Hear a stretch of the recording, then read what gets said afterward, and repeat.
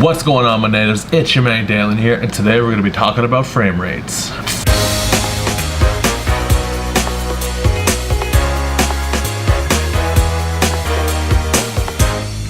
So I hopped down to the beach and I filmed a few clips here just to show you guys exactly what the difference of frame rates does. Now, 30 frames per second creates normal motion blur. So if you hold your hand in front of your face and you shake it and you look between your fingers, that blur you get naturally from your eyes, 30 frames per second or 2997 replicates that the closest. So that's natural motion blur.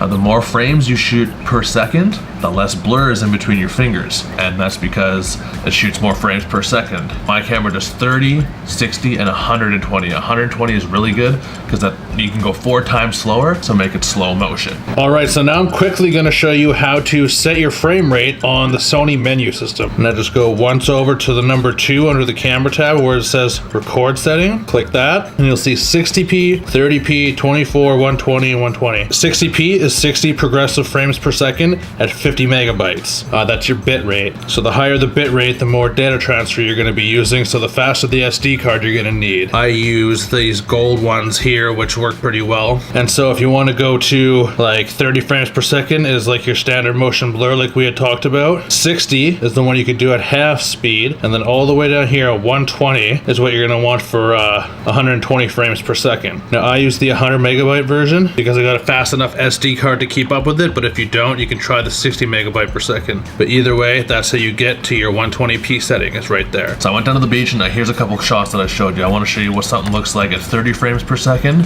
slowed down to quarter speed or 25%, and what footage at 60 frames per second looks like at quarter speed, and also the legendary 120 frames per second slow down to quarter speed. That's the stuff that looks really good, and I shoot most of my B-roll like that because it gives it a different look, and it just so much details in there and it just looks fantastic.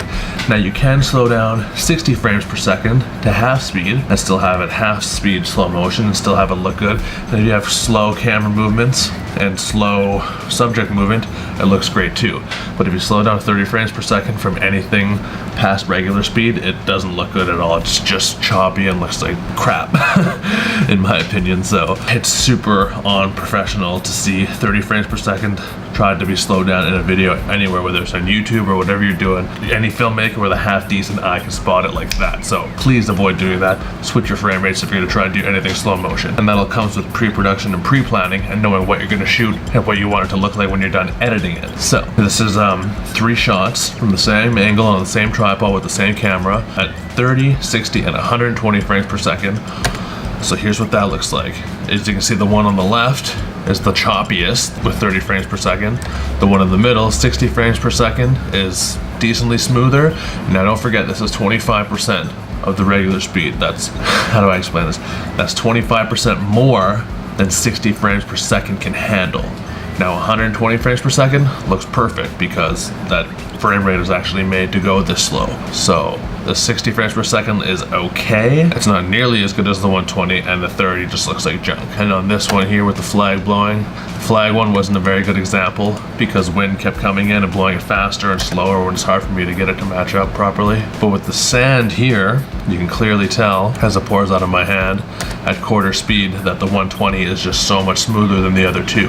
And now to do this is actually really simple. There's 3 ways to go about doing this. This is a 120 frame per second clip in the timeline right now. The first method and the easiest that I learned how to do first is to just right click on it, go to speed/duration, and it brings up this little window, and you can adjust it from there. So if we drop it down to 50%, we'll see it gets longer because it's taking more time because it's playing slower. So you hit playback and now it's at half speed. Let's undo that. Now the next way you can do it is coming over here and grabbing something called the rate stretch tool. And what that does is when you click on it and you grab the end or the beginning of your clip and you stretch it, it's actually slowing down that clip. It's not extending it into the footage that you have saved. It's actually stretching what's on the timeline so that it becomes slower. And if you pull it the other way, it's gonna play it faster. So this is good if you have like high frame rate footage that you're trying to squeeze into an area that's already been cut, and instead of guessing the percentage, you can just stretch it into place. So if we stretch this down to roughly 4 times as long, let's see, it's 32% as you can see right there. And when you play it back, it's playing at 32.69% of the regular speed. That's the other way you can do it. Third way, which is the easiest in my opinion, is the same as the right click, but all you gotta do is select your clip, hold Command or Control R, and it brings up that same little window. This is my favorite way to do it because once you type in 25%, you know it's the slowest it can go without losing any of the quality and having it look good. That 120 frames per second just looks so good. Such a good thing to have in a camera. Now, not all cameras can do this. I got the Sony a6300 last year, which is a fantastic little camera. Main selling point for me was that it was very inexpensive and it could shoot this high frame rate. I've never had that in a camera before, and I totally am glad I actually went out of my way to go buy it. I know a lot of the Canon cameras don't offer that because of data transfer rates or whatever the reasons are. They offer 60 on a lot of them. I think the 1DX Mark II offers 120 frames per second, but it's a huge expensive camera. When the a6300 was like $1,000 or something with a lens and everything. Yeah, that's the simplest way to slow down your footage. There's also something called time ramping that I'll show you in another tutorial later that'll be linked up here once it's finished. And that's where you can ramp from regular speed and then into fast or slow motion and then back to regular speed without cutting, so it's smooth, comes in and out, but that's for another tutorial. So I just wanted to say thank you all for watching. Throw me a thumbs up if you like this video. Leave me some comments down below. Tweet me some suggestions at Dalen Gerard. Subscribe for a good time, and I'll talk to y'all next week. Have a good one. Peace.